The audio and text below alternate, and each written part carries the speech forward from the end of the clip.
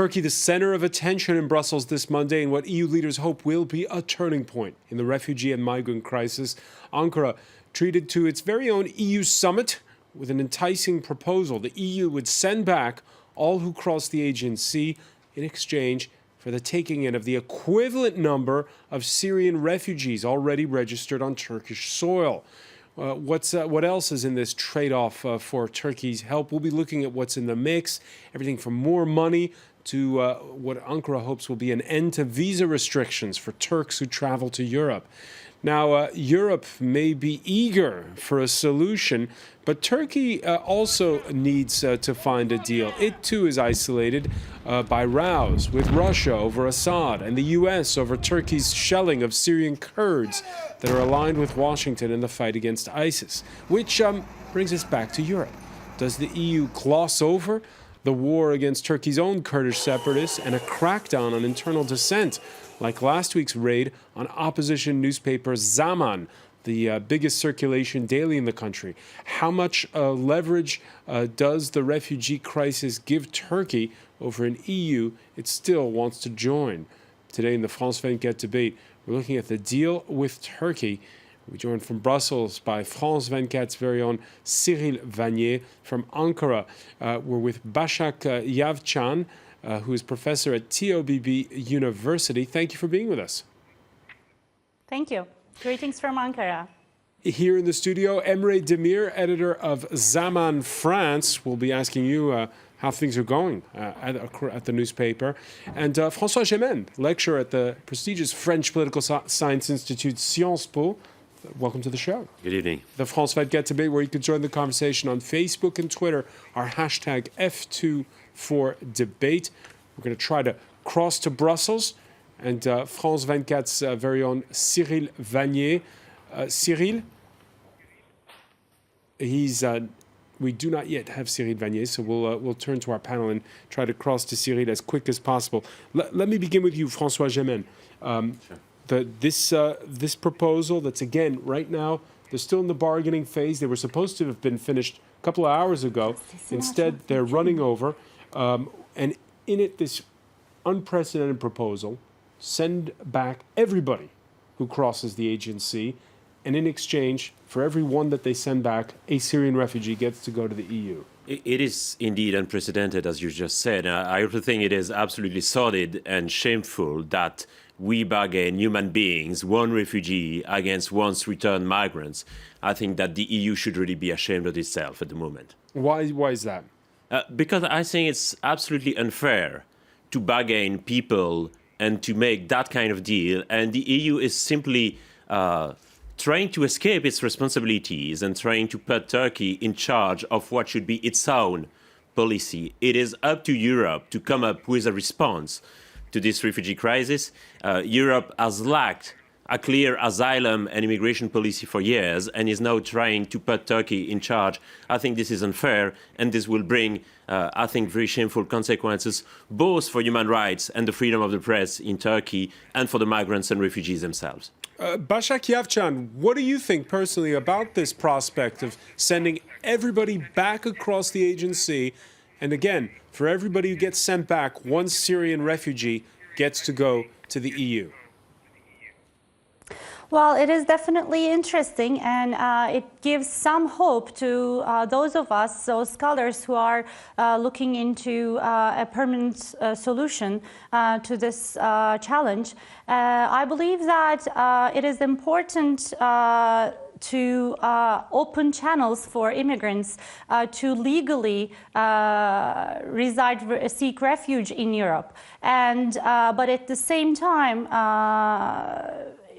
prohibit illegal entry. So I think there is some merit to this agreement. Because you just heard François Zaman say that it's shameful that basically the EU is outsourcing its own problems.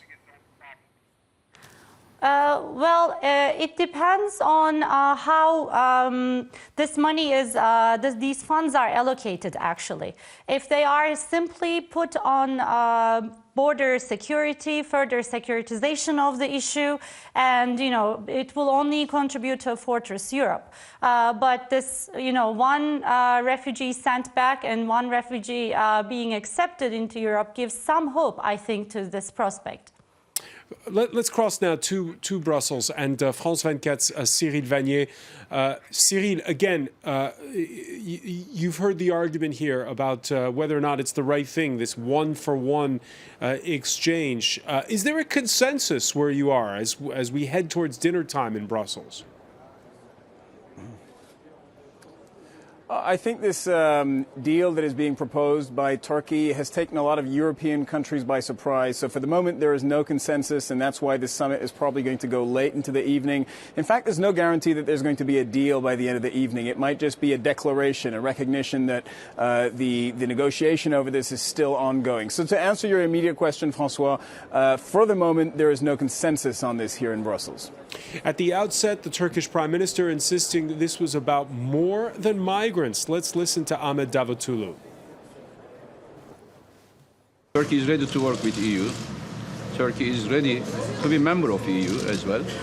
And today, I hope this summit, which will not focus on irregular migration, but also Turkish accession process to EU, will be a success story and a turning point in our relations in a positive way. Cyril Vanier, besides this one-for-one exchange that's being bandied about, what else is in the mix? Well, there are a number of things that Turkey wants, and I think it's important, François, for our viewers to understand really that this is haggling, this is horse trading going on, and in this horse trading, Turkey has realized that it can exact a very high price from the European Union. It understands that the EU, the whole concept of the EU is currently being torn apart by this migrant crisis, that they are not in a strong bargaining position, and that as a result, Ankara can pretty much set its price.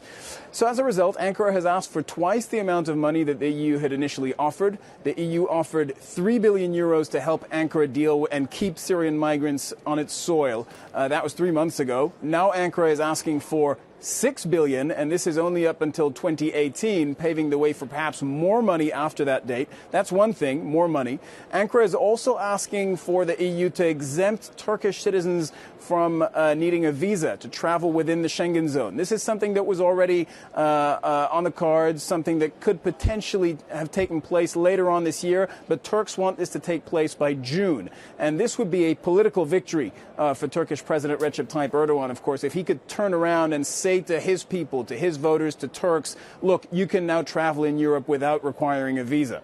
And thirdly, and perhaps most importantly, and we just heard from the Prime Minister Davutoglu on this issue on your show, Turkey wants to make this a larger conversation about its membership bid to the EU. They say this is not just about the migrant crisis. This is about us becoming or taking the path to becoming full members of the EU. And that's something I think that's going to probably spark a heated debate within EU leaders and within that room this evening. It's a quandary, isn't it, Emre Demir? Because we've seen, obviously, the image of the little boy, Aylan, who washed up on the beach. We know the stories about the people smugglers who've unscrupulously profited from this record influx. So there has to be something done to discourage them. On the other hand, sending the migrants and refugees back to Turkey, is that the way to go? Well, I rather question if it's realistic or not. I believe that it is unrealistic to expect that Turkey can succeed in containing these refugees, while all the other EU members fail to do so. Refugees, for example, outsmarted European countries in order to enter the Schengen zone. So I believe that if the Syrian refugees want to go to Europe, they will outsmart any measure taken by the Turkish government. So there is a political side on this. I believe that Erdogan is perfectly aware of the desperation of the European leaders, such as Merkel, Hollande, and the others. And this rise of anti-immigrant populist parties gives him a full card. And how they deal with it, the real problem is how the European leaders deal with Erdogan. If you compare Obama and Merkel, you'll see that Merkel and the other European leaders are trying to appease him, tries to, give him some prize. And it's not a way to go with Erdogan. He understands much more power projection. What Obama did, for example, he might be the only leader in the world who can still intimidate Erdogan, is power projection, isolation. So Europe did the exact opposite. And that's why we are here. Erdogan knows that he can offer anything. He offered today 6 billion euros. Merkel's logic is not about Turkey. Merkel's logic is about the asylum seekers. And she has said she doesn't want to close the door to asylum seekers. Yes, it is true, but it is also true that Merkel and other European leaders need a game changer in this migrant crisis, and they're opting some sort of a short-term solution to this problem. Indeed, I find this proposal much more interesting than giving 3 billion euros and let Turkey deal with the crisis. But still, it is a short-term crisis. It is a short-term solution because in Turkey we have a lot of problems, and it won't be easy for Turkey to handle this crisis alone. Cyril Vanier, any reaction from the Germans in particular on this?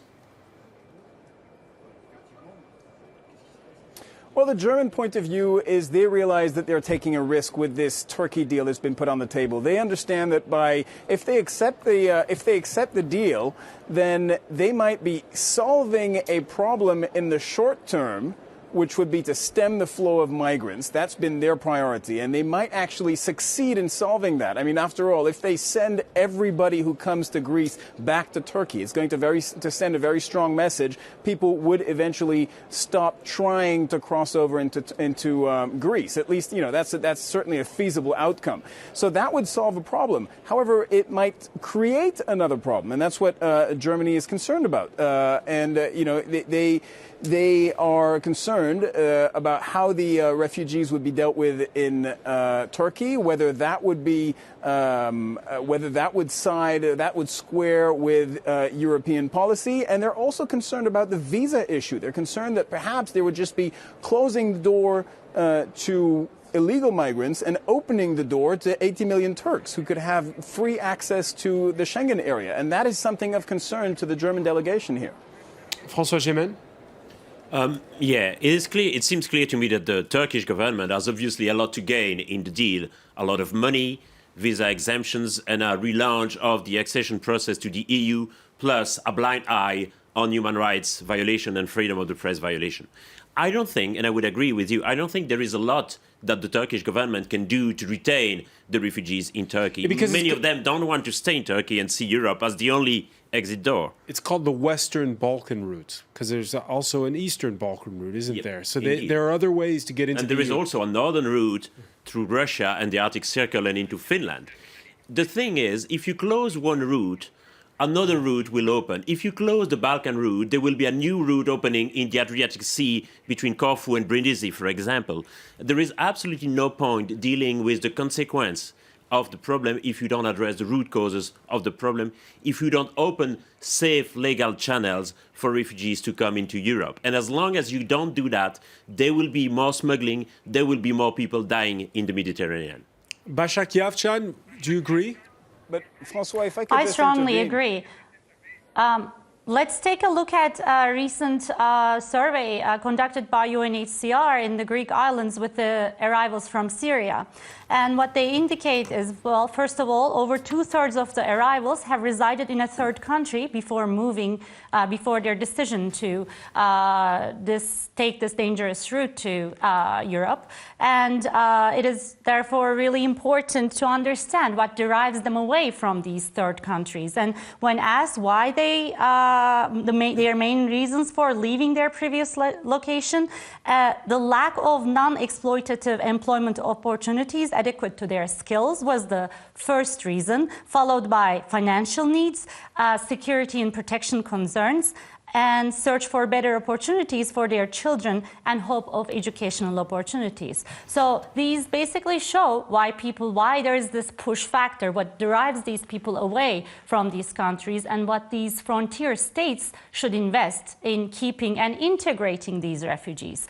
And this is true for Turkey, but also for Lebanon and Jordan and all these other countries who are hosting the frontier states who are hosting the refugees. And for Turkey, I think this EU-Turkey rapprochement is a great opportunity to explore further into collaboration and invest better channels in sharing the burden of these integrating refugees. Cyril Vanier?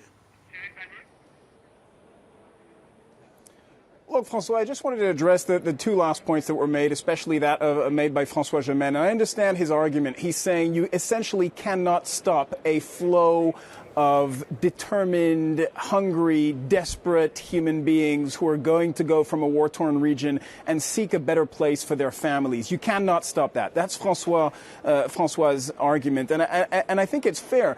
But you can't use that argument to condemn a closing of borders, in my personal opinion, and what Europe is doing now. Because, you know, that's sort of looking at it from the social sciences, the humanities point of view, the root cause, unemployment and war. But what can Europe do to solve unemployment in, you know, a dozen or more countries around it? What can Europe do to solve the war in Syria and other wars going on and the instability in Eritrea, Afghanistan? All those things are currently out of Europe's control. So Europe has got to ask itself, what is the political expediency here that protects Europe's interests? And that is a fair calculus, you know, and a fair question for Europe to ask. And that's why, in my view, it's fair for Europe to say, look, we're going to close one door, we're going to close one border, and then we're going to open another one and control the flows of migration and go and handpick the people that we choose to let into the European Union from refugee camps in Turkey. We're going to pick up on that point about handpicking them when we come back. Stay with us. You're watching the France 24 debate.